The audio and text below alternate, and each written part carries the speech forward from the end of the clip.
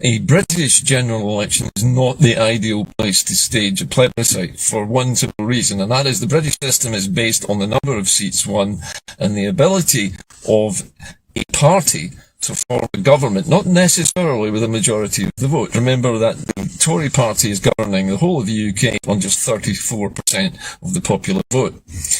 So it's not a great place to have a plebiscite election. For one thing, it's much harder to get a clear majority because of the way the system works, and because, of course, 16-year-olds and European Union nationals would not be allowed to vote in a UK general election. If we move it, though, taking aside the whole issue of the Supreme Court, if we decided that we were going to have a general election and use it as a plebiscite, the most natural place to do it would be Holyrood.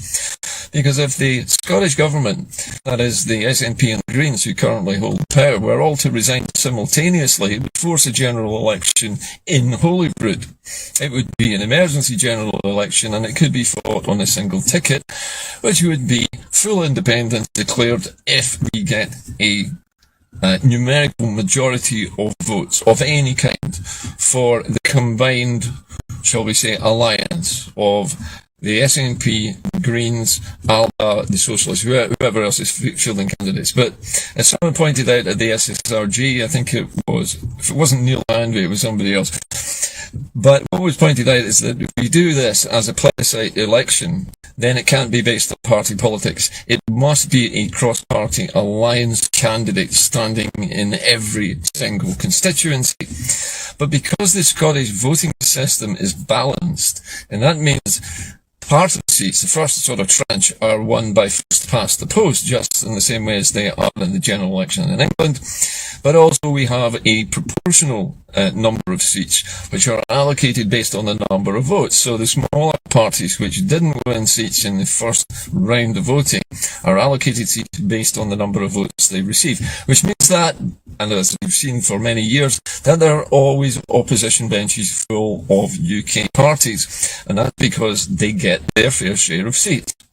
However, they're still not a majority, are they? So if we have a referendum inside a general election in Scotland, in other words, we have this plebiscite, we can win that, and we know from the number of seats that are won by the winners, in other words, us, so that would be the SNP, the Greens, ALBA, the Socialists, whoever else is putting candidates forward. If we get a majority of seats, we know that's fair because the voting system very deliberately gives seats to the other parties based on the vote. So we would win a majority fair and square. It would actually advantage the unionist side as well as the independents, as I call us, side, because each side in the argument would have a fair number of seats reflecting the number of votes.